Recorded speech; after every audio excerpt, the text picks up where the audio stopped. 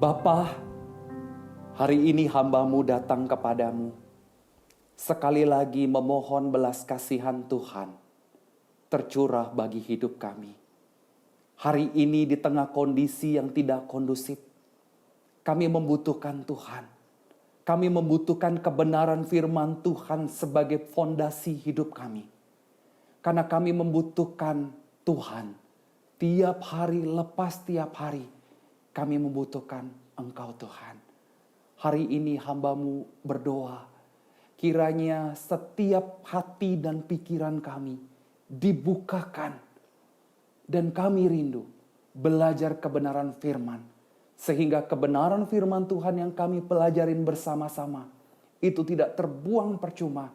Tetapi kami rindu menjadi pribadi yang tidak hanya mendengar, melainkan dapat melakukan kebenaran itu di dalam hidup kami. Terima kasih Bapa, berbicaralah kepada setiap kami, karena kami sudah siap untuk mendengarkan sabda-Mu.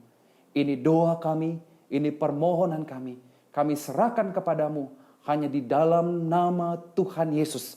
Mari semua yang percaya dan siap mendengarkan firman Tuhan bersama dengan saya katakan, amin. Saudara yang terkasih di dalam Tuhan kita Yesus Kristus, hari ini kita bersyukur Tuhan masih berikan kesempatan kepada setiap kita untuk boleh datang beribadah. Meskipun kondisi kita berbeda, kita harus menjalankan ibadah kita dengan cara online.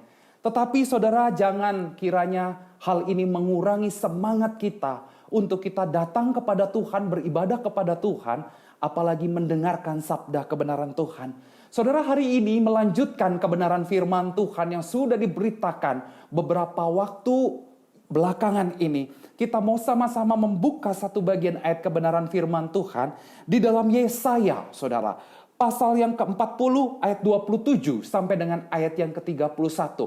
Saudara, ayat kebenaran firman Tuhan ini akan saya bacakan bagi setiap kita dan biarlah saudara boleh menyimaknya dengan baik. Yesaya 40 ayat 27 sampai dengan ayat 31, demikian firman Tuhan. Mengapakah engkau berkata demikian, hai Yakub, dan berkata begini, hai Israel? Hidupku tersembunyi dari Tuhan, dan hakku tidak diperhatikan Allahku. Tidaklah kau tahu dan tidaklah kau dengar. Tuhan ialah Allah yang kekal, yang menciptakan bumi dari ujung ke ujung.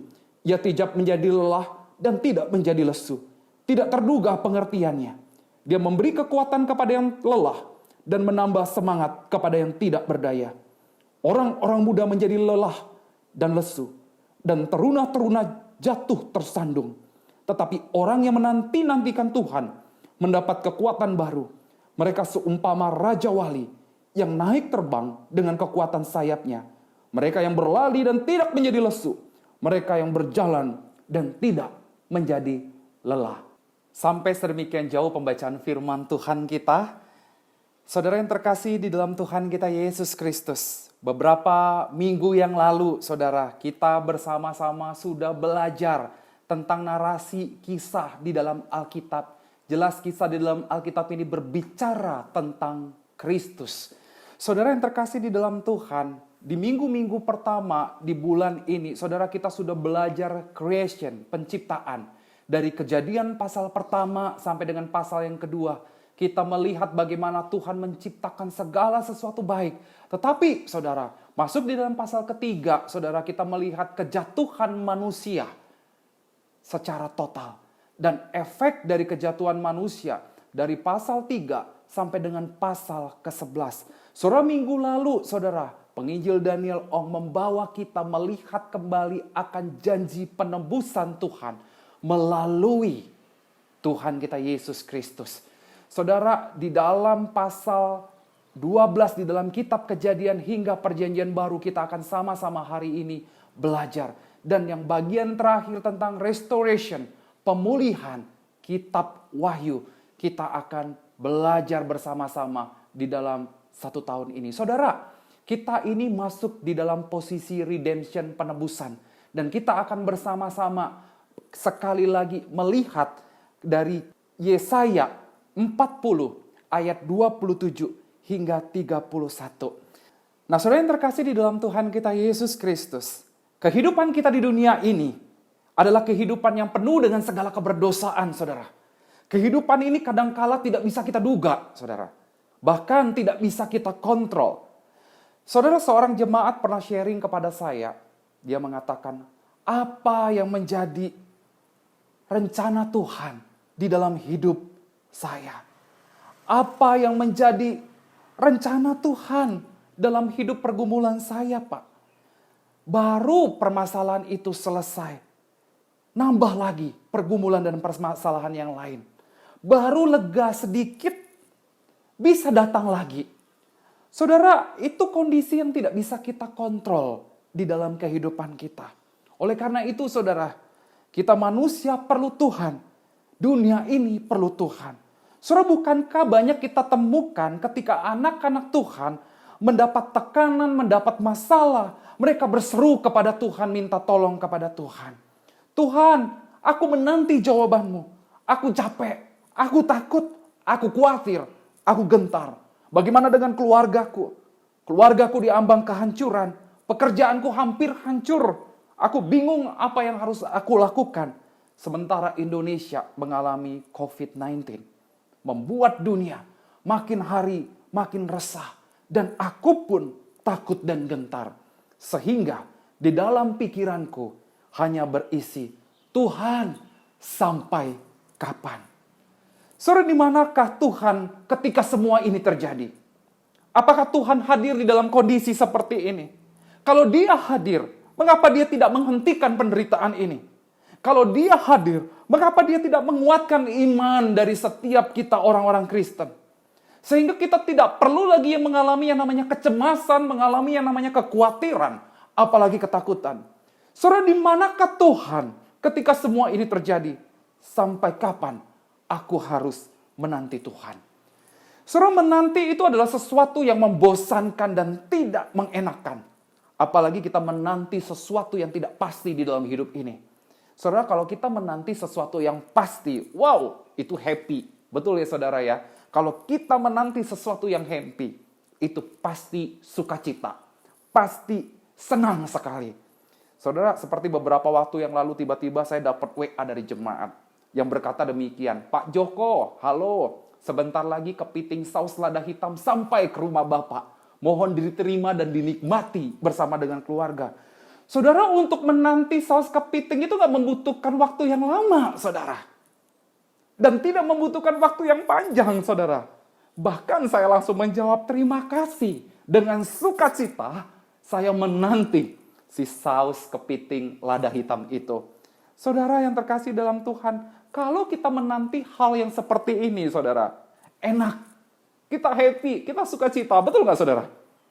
Nah, saudara yang terkasih di dalam Tuhan, kalau kita melihat latar belakang kehidupan bangsa Israel dalam Yesaya pasal yang ke-40.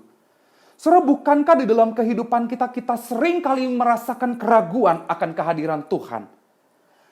Bangsa Israel pun merasakan bagaimana Allah itu bersembunyi dari hadapannya.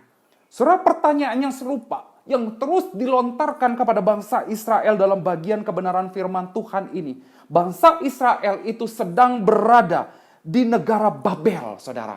Sebagai apa? Sebagai tawanan. Kota-kota Israel sudah dihancurkan saat itu. Peralatan rumah ibadah sudah dijarah. Dan semua penduduk, saudara, diangkut di Babel dengan status sebagai orang buangan. Saudara, mereka menerima penghukuman akibat apa? Dosa-dosa dan pelanggaran yang mereka lakukan. Sebenarnya Tuhan menjanjikan bahwa setelah 70 tahun mereka akan dikembalikan ke tanah air mereka, saudara. Yaitu di mana? Di Yerusalem. Tetapi saudara, bagi orang-orang yang ada di dalam pembuangan saat itu dan dipekerjakan sebagai seorang budak untuk menanti selama 70 tahun, itu sangat sulit. Bahkan saudara, tidak terbayangkan. Saudara, jujur bilang saja saat ini kita menanti kapan bangsa Indonesia pulih dari segala problematika. Kita resah dan takut, saudara, dengan kondisi COVID-19. Saudara, saya pun sebagai hamba Tuhan takut dan gentar.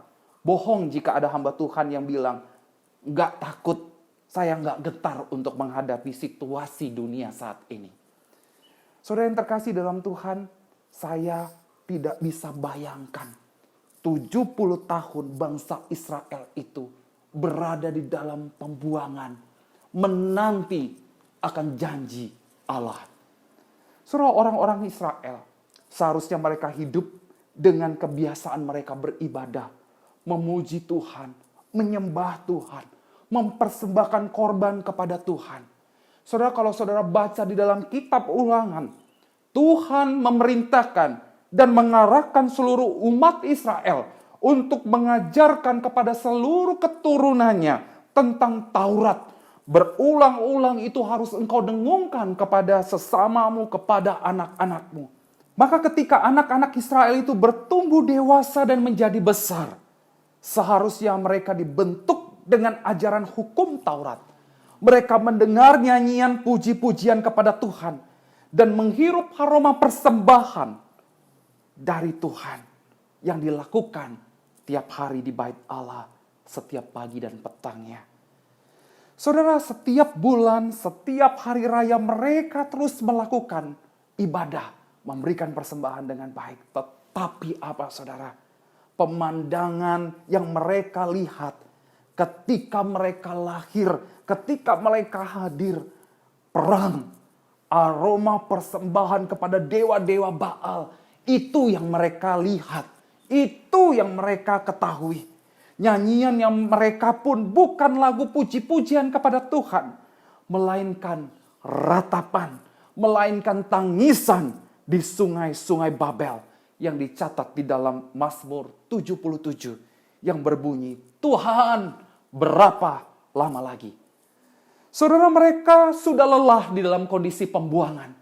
Mereka sudah takut, gentar, dan bosan di dalam kondisi saat itu. Saudara yang terkasih dalam Tuhan, kalau mereka terus berharap, rasanya kok tidak ada sebuah pembaharuan. Mereka terus berseru kepada Tuhan, tetapi tidak ada sama sekali pembaharuan yang terjadi. Tetapi kalau mereka menyerah, mereka harus mengikuti dewa-dewa Babel. Itu artinya mereka mengulangi kesalahan yang sama. Saudara, di manakah Allah saat semua itu terjadi? Tidak heran kalau mereka berkata di dalam pasal yang ke-40 ayat ke-27. Hidupku tersembunyi dari Tuhan dan hakku tidak diperhatikan oleh Allahku. Saudara, Allah itu selalu hadir bersama dengan engkau. Tapi pertanyaannya, benarkah Allah itu tidak hadir? Tentu tidak, saudara. Allah hadir dan selalu ada bersama-sama dengan umatnya. Di saat-saat paling sulit sekalipun Allah hadir di tengah-tengah kegentaran hidupmu. Saudara, kalau saudara membaca dan melihat pasal 40 khususnya dari ayat 12 sampai dengan ayat ke-26. Yesaya menegaskan kalau Allah Israel, Yahweh itu saudara, tidak sama dengan Allah-Allah bangsa lain. Saudara, termasuk Allah-Allah orang Babel.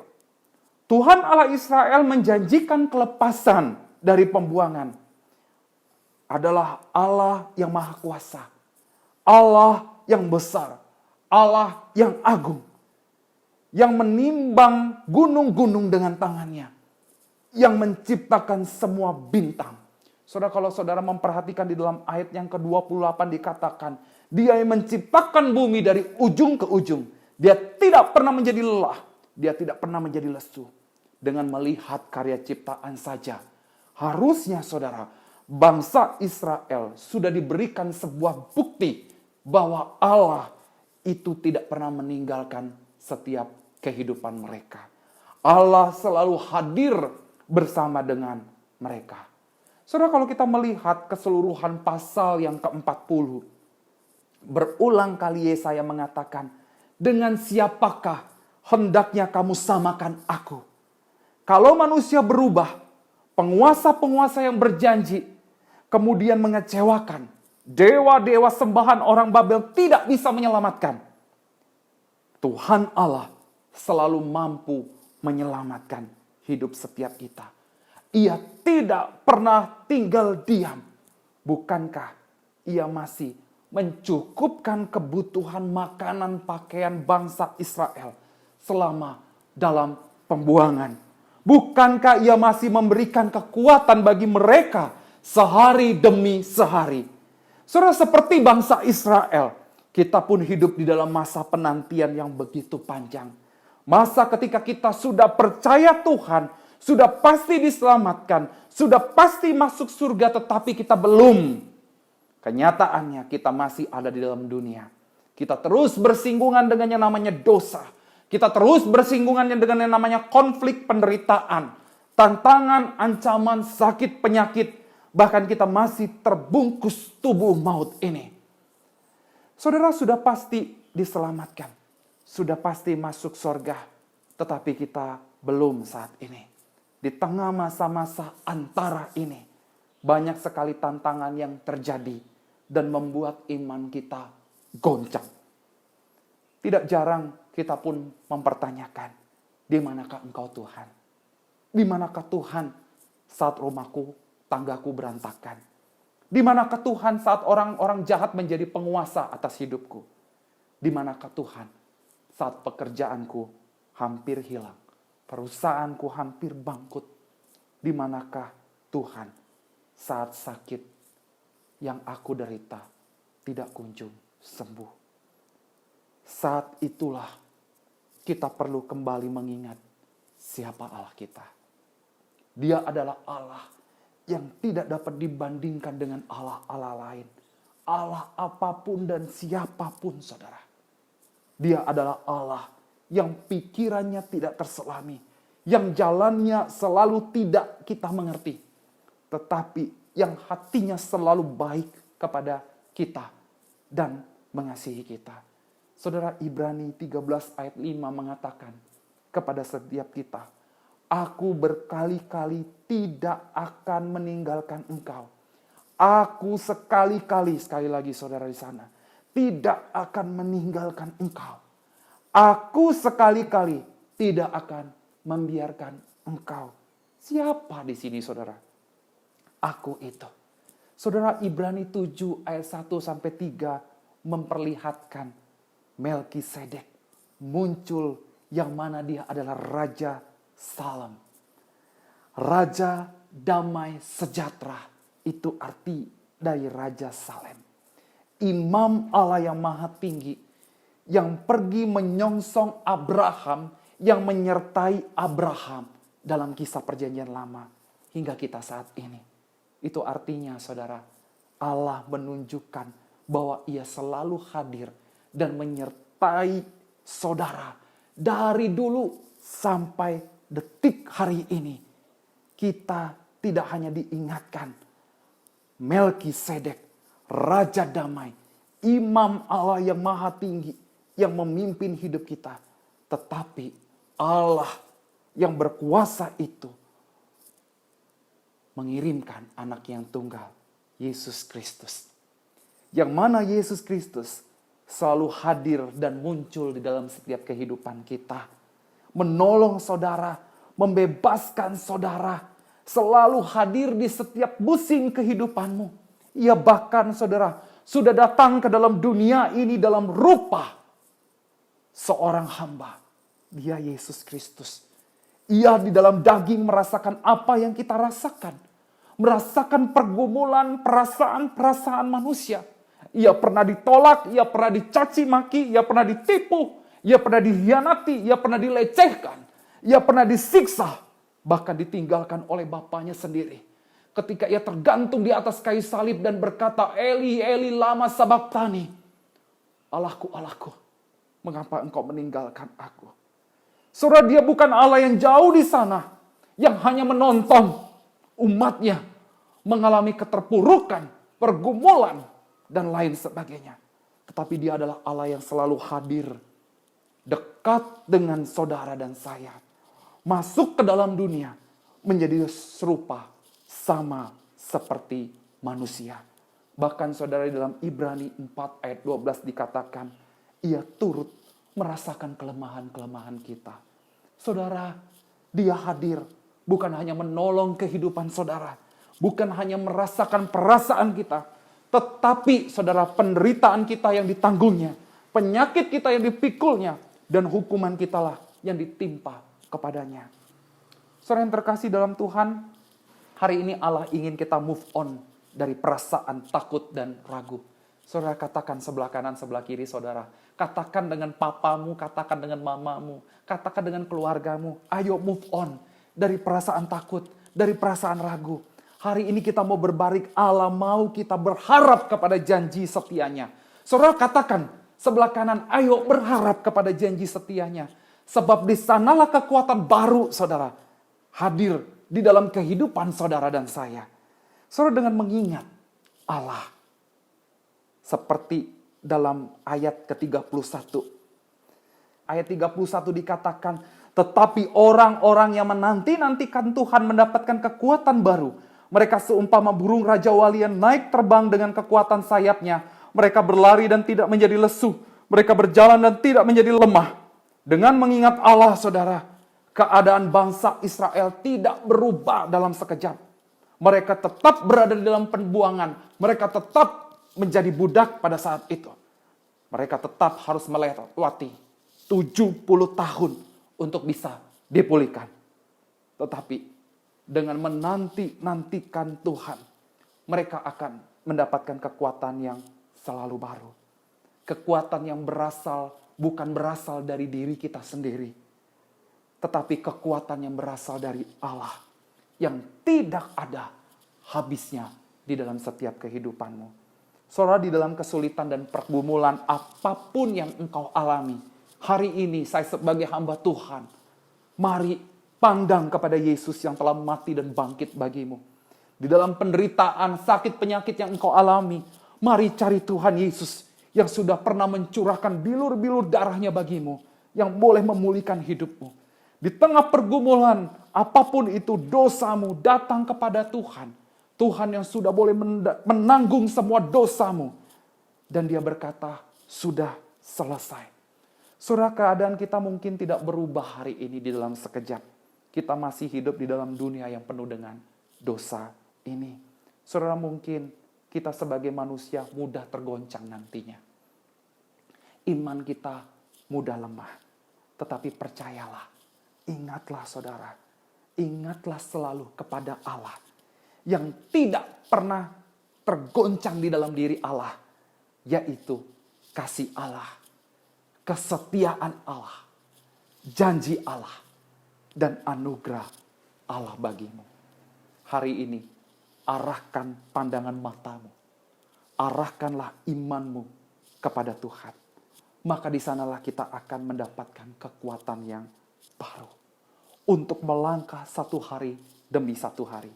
Satu hari lagi, sampai pada akhirnya kita berjumpa secara pribadi, muka dengan muka bersama dengan Tuhan. Saudara, di tempat itulah tidak ada lagi tangisan. Tidak ada lagi yang namanya kertakan gigi. Disitulah tangisan berubah menjadi sukacita dan tari-tarian.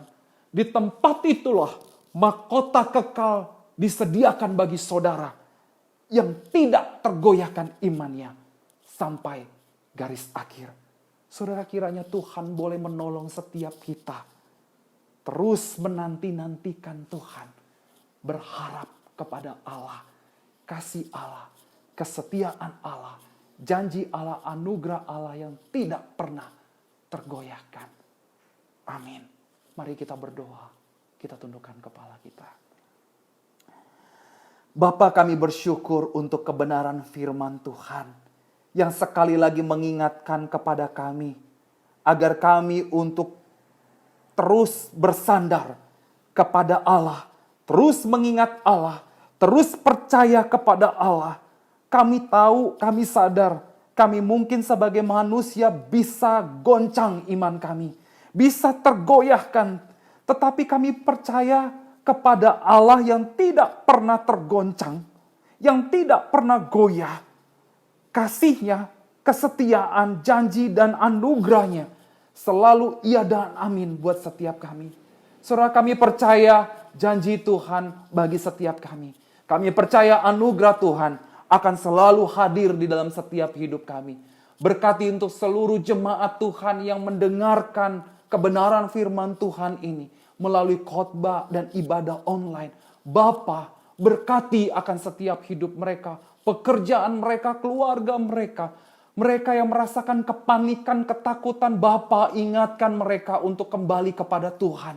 Memandang kepada Allah, karena Allah memberikan pengharapan yang pasti bagi setiap hidup mereka.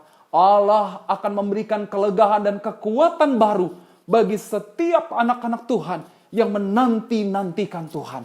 Ini doa kami ya Bapa, ini permohonan kami serahkan padamu. Hanya di dalam nama Tuhan Yesus kami berdoa.